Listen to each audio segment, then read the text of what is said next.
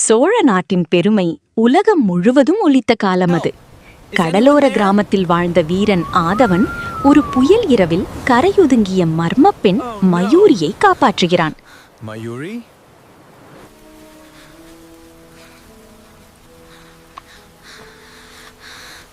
அவள் சாதாரண பெண் அல்ல.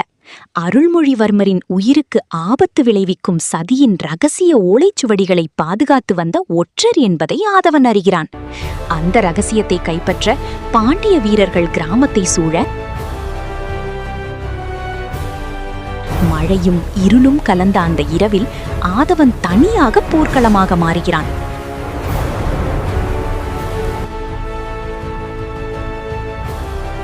மயூரி ஓலைச்சுவடிகளுடன் தஞ்சையை நோக்கி தப்பிச் செல்ல தனது உயிரை பொருட்படுத்தாமல் எதிரிகளை எதிர்த்து நிற்கிறான் ஆதவன்.